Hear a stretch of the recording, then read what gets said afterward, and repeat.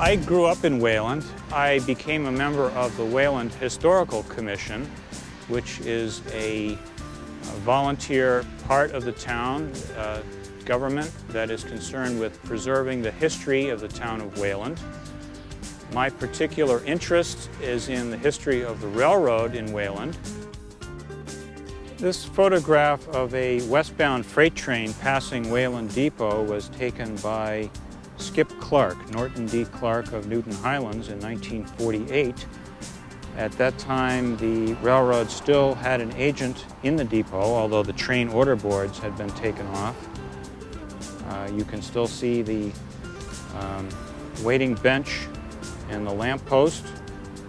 Wayland Engine House was a three-stall wooden engine house built in 1887 and torn down in the late 1930s.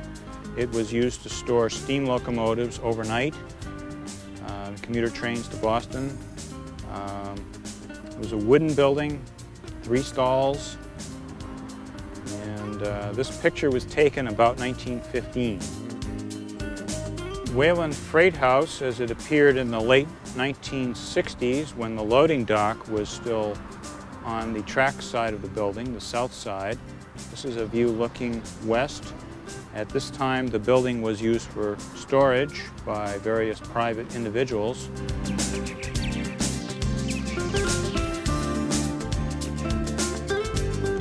At town meeting in the spring of 2003, the town approved an article for a study of a railroad interpretive site here in Wayland Center. And the goals of the study are several purposes. One, to preserve the foundations of the engine house, turntable, and water tank.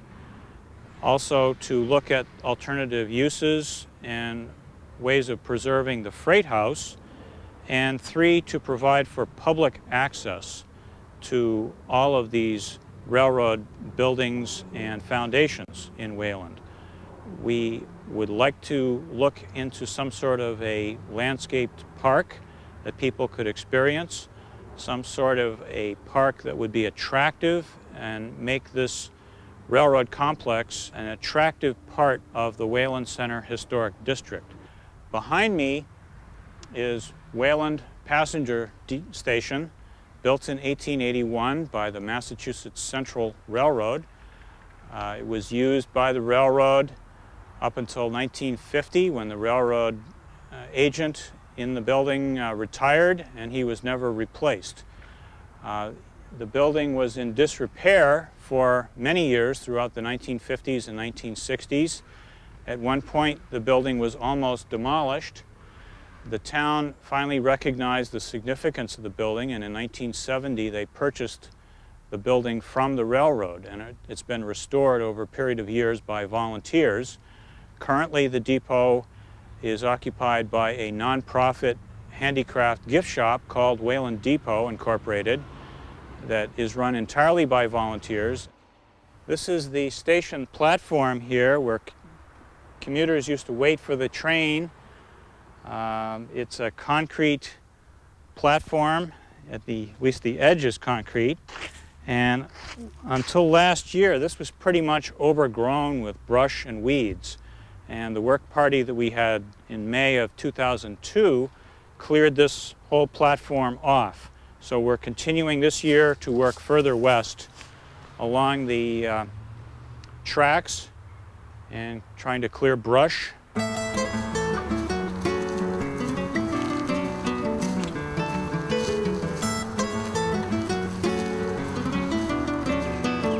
About 3 years ago, there was a threat of development here that would have affected some of the foundations of the railroad water tank, engine house, and turntable.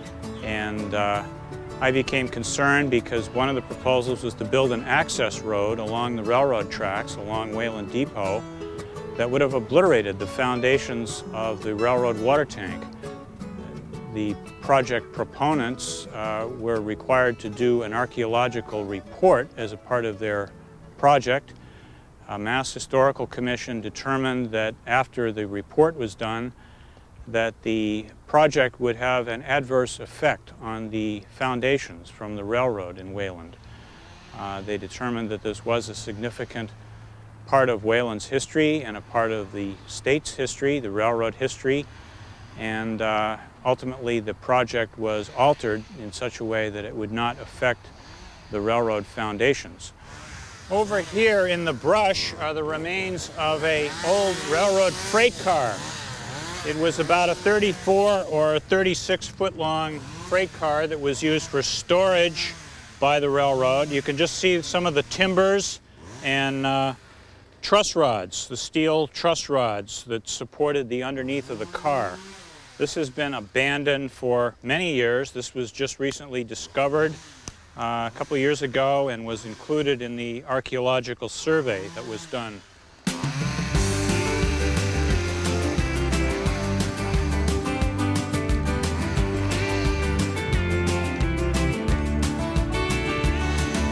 Just yesterday, some volunteers uncovered the foundations of the railroad water tank that stood here. We made a sign. These were the foundations that were the most threatened by development several years ago that spurred a lot of the interest in the railroad historic site here. The water tank was built in 1912 by the Boston and Maine Railroad. It was 50,000 gallons. 35 feet tall, and it was used to fill the tenders of steam locomotives that ran through Wayland. It was demolished about 1934, as best as we can determine, and the granite and brick foundations were buried in the weeds and poison ivy. They've been periodically uncovered. The weeds keep coming back. We keep cutting them back to try to keep the site accessible and visible to the public. This is the siding here. The main line is over here, buried in the weeds. This is a double-ended siding. It was used for meets between the passenger train and the freight train. Freight cars would be parked here for spotting at local industries at times.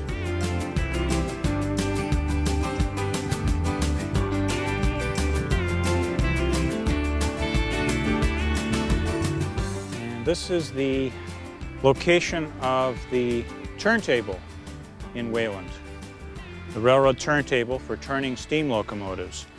Only part of the granite wall is still visible. More of this has been filled in. There's a part of this Boston Edison transmission tower in the turntable pit, but we would like to do what we can to uncover parts of the turntable pit. This was a 50-foot diameter turntable that was used to turn steam locomotives. It was hand-turned, did not have a motor. One person could, by balancing the engine on the turntable frame, could turn this steam locomotive, which might have weighed 125, 130 tons, by just leaning on a pole. The table was so well balanced. And if you look here, you can see the granite circular wall of the outside of the turntable. There is also a shelf located here which surrounded the inside of the turntable pit, and there was a rail on top of the shelf on one end of the turntable frame rested on this single rail, and the turntable frame turned inside the turntable. Only about 10 or 15 years ago was part of this area filled in with brush and debris. We hope with enough volunteers or other support that we can partially excavate this turntable pit so people can get a better idea of what it used to be.